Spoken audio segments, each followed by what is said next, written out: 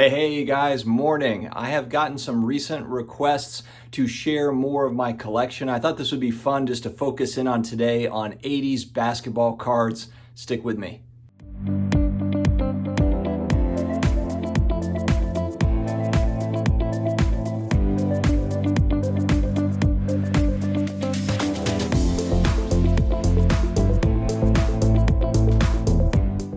Hello to all my sports card collector, investor, all of the collectibles friends out there in the universe. Thank you very much for joining me here today. It's Friday, guys. We made it to Friday. Let's get to the weekend. We're going to do probably a little bit of pull time. It's about 90 degrees here in North Carolina, so we're going to try to take advantage. Ready for some fall weather and some football. Football season can't come soon enough. The Saints have announced that, my team, the Saints, have announced that Jameis Winston's going to be the starter. So we will see. This is an interesting little tidbit. I know this is a basketball card video, so don't worry. I'm only going to take a second to go off topic here, just for a second. And the guy that bet, there's a guy that won big that before the season last season bet on Tom Brady and the Bucks to win the Super Bowl. That same guy just put a big bet down on Jameis Winston and the Saints to win the Super Bowl. Let's get this thing going, guys. Let's get this thing going. Oh, if you are new here, please hit that subscribe button. The like button and notification bell are our friends here. We're trying to grow the channel and having a great time doing it. So please don't forget to hit the buttons. Hit all the YouTube buttons for me. Appreciate it. All right, let's dig into it. First card, 88 Flir, Charles Barkley All-Star, and a PSA 9.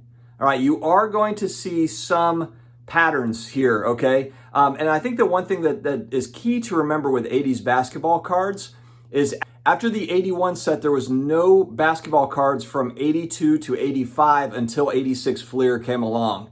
So, you know, a lot of people think like, okay, there's a lot of different sets in the 80s for basketball cards. There's really not. I mean, the star cards are awesome. I don't own any of the star cards, but with the star cards, there was issues with reprints, fakes, etc. There was some scandal around the star sets, which makes the graded copies rare because the grading companies, I believe all grading companies, or maybe it's just PSA, they don't grade those cards anymore. Maybe BGS still does, but anyway, the point is that those cards are beautiful cards, but they're expensive, and you know there's risk there. There's risk with all sports cards, but some added risk with those star sets. But anyway, getting back to the point, then you get back to 86 Flir, and then you have 87, 88 Flir, and this is out of the 88 Flir set, obviously, the All-Star cards. And I really like these just because, again, there's not a lot of parallels. You've got kind of the base card, you've got the All-Star, and then the player might have a sticker with these sets. So just a cool card of Barkley. I was always a big Charles Barkley fan when I was a kid.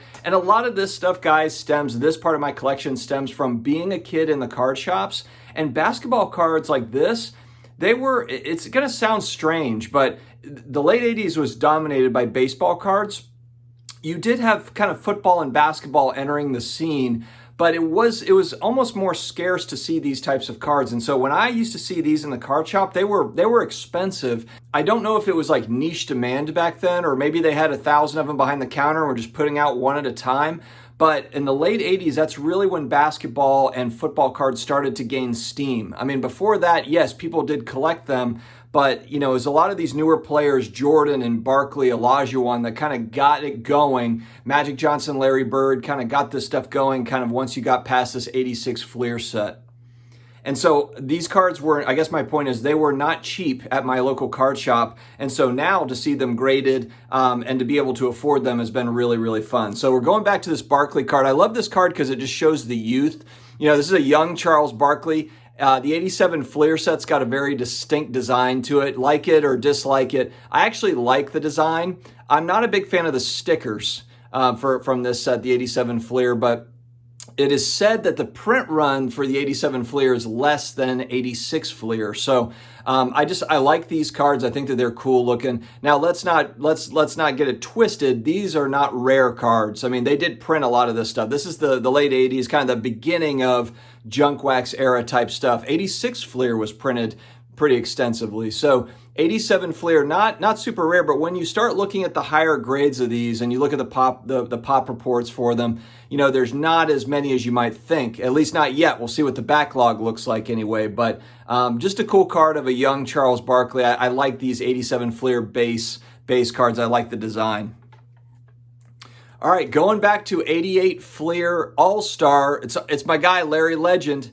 Larry Bird, and this one is a little bit more scarce. It's a 10. If you open these right out of the pack nowadays, you always run into issues with centering, especially when you look at these. It's pretty distinct that the centering is usually always pretty off on these cards. Coming right out of the pack, that's how they were. So the 10s are a little bit tougher to come by, and just a fun card. Again, there's not a lot of Larry Bird cards from the 80s, and then once you get into 89, then they really start to become less scarce, way less scarce. 89, 90 Hoops and 90, 91 Flir and all that stuff. So I was happy I was able to snag this in a 10, and these are not uber expensive cards.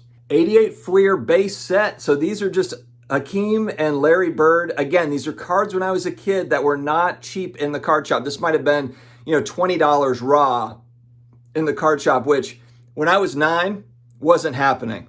So it's kind of cool to get, higher grade PSA 9s. And again, you're not breaking the bank, on these types of cards. But again, just love the look of the 88 Flir set. And there's a lot of graded cards from that set. And so I think, too, as supply increases when they come back, I think there's a lot of these coming back from PSA as well, then maybe that does push prices down if you're looking to collect for collectors that might be looking to just own a copy. I think that there's going to be more opportunities for these types of cards. Going back to that 87 Flir set, the Hakeem in a 9, I like the look. It's a young Hakeem Olajuwon. Again, I just like the design on the card. This is the 87 Flir sticker. So this is what I was saying. I'm not crazy about the design on this one. Decent, higher grade for this Barkley. And again, Barkley was such a beast in the late 80s. He was a rebounding machine. He was a great scorer and just ran up against Michael Jordan and the Pistons and some tough teams to where he didn't get a title. But I really liked watching Barkley. And now, of course, he's hilarious. His personality is great as an analyst. So I love this 87 Flir Barkley. 88 Flir Magic All-Star and a PSA 10. So again, trying to get some of the 10s. But honestly, I think I've got this card in a 9 as well. I was looking to get some like 8s, 9s, and 10s. And when you look at the different price points, again, they're very affordable if you're looking to collect. These are not high-end cards. And so if you're just looking for 80s kind of legendary players, Magic Johnson, Larry Bird. And again, they're not super scarce, so they are fairly affordable, but also just, I think, important cards in the grand scheme of things, just based on the fact that there wasn't a lot of cards, basketball cards printed, different sets printed in the 80s. 86 Flir Dr J, just a cool shot of him. PSA 8, fairly affordable. 88 Flir Hakeem Olajuwon. I also have this one in a 10 as well, which is one of the more, I think, scarce cards that I have from this, because I think there's maybe less than 100 in a PSA 10, or at least there were when I got it. And that one was a little bit more expensive in a PSA 10 for sure. Same with, like, if you look for a Michael Jordan PSA 10, it's pricey. There's a drop off if you go down to the 9, but the 10s are going to be expensive with these. Again, there's just massive centering issues. You're not going to pull these out of packs and easily get 10s on them. 87 Flir Magic in a 9. Cool card. 86 Flir Magic stickers. I love the 86 Flir stickers. I've said on the show I really badly want a Michael Jordan sticker rookie card, and I'm just waiting. I'm waiting to see if I can kind of maybe get a higher grade. I'm dancing between kind of a 7 and an 8, PSA 7, 8 with that Jordan sticker. So I'm on hold mode. It's going to happen. I'm just waiting for the right moment. 87 Flir base Bird. It's not the greatest shot of him. It's kind of like, could you have him like pulling up for a 3 or something? I don't know. All right, the 86 Flir Hakeem rookie in an 8. In an 8, it's affordable for sure. And then I've got the sticker in an 8 as well. I've got a couple of these in a 7, a couple of these in a 6. I got a few of these just because when I was looking at these, especially when you go down to 6 and 7, very, very inexpensive cards. So if you're looking for kind of a Hakeem rookie card, they're there in those lower grades. If you look, like, the centering is always going to be an issue with these. But it's a cool shot of Hakeem making a nice block. Just cool. And it's on Magic too. It's on Magic. So it's definitely a cool shot of him. Barkley rookie in an 8. It's just a great shot. And he doesn't have a sticker rookie, so like how Jordan does, Hakeem does. Barkley doesn't have a sticker rookie to go with it. So I think that makes this one a little bit more wanted by collectors, is just because it's a great shot of him too. It's like classic Barkley, two-handed slam. It's a great card. I'd love to have multiples of these. I think down the line, maybe we'll see what happens, but I'd like to add more of this type of card to my collection. And last but not least, I've included here, I've got a Jordan. I've got a couple of these in a 9 as well. I've got a few of the 8s. This is a classic pick of him. It's him. I believe this is the free throw dunk pick. I believe that's what this pick is, but it's just classic. It's absolutely classic. It's my favorite 80s photo of him. Of course, I like the 86 Flir rookie card is a cool card as well, but this one is just, it's awesome. The picture on it is awesome. Again, when I was a kid in the card shops, this was this was an expensive card back then, raw. There's no graded cards back in 1989. So it was all just raw copies and they were expensive. So as an adult, I'm like, okay, I can afford some of this stuff. So that's really been fun for me. I do have more 80s basketball cards. Maybe I'll do a part 2 to this, just so it's not a 30-minute video. But wanted to share that with you, kind of give you an idea of some of my 80s basketball card collection. I do have some 70s cards and some other things as well that I'll share, but I wanted to respond because I've had viewers just say, hey, can you share more of your collection? We like seeing kind of the different things that you have, and I like doing that. So thank you very much for joining me, guys. Let me know in the comments, are you an 80s basketball card collector or not really? Not really interested in it, not your thing? Are you more 90s, 2000s, or just modern stuff, or 50s or whatever? You just collecting George Mikan cards? Let me know in the comments. I'd really like to hear from you. And then also just wanted to say too, I put a tweet out last night. I was feeling philosophical, and it was just, this might be kind of Gary V-ish of me, but guys, really just cherish each day, each moment. I think that's such an important thing. Perspective is so key in life and everything that we do. There's always going to be people that have it better than us, have it worse than us. But I think that sometimes, and I do this too, occasionally too, where it's just like we get locked up into all the negative things in the world.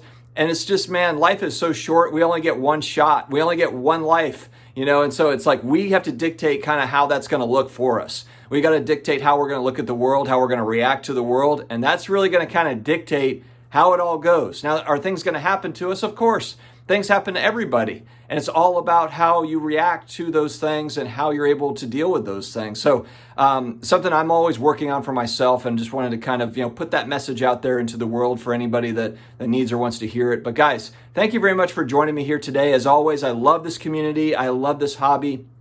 And I love talking to you guys and getting with you in the comments each day with these videos. So thank you very much for joining me. Have an amazing rest of your Friday. Have a killer weekend. Have an awesome weekend. Stay healthy. Stay awesome. I will talk to you again later.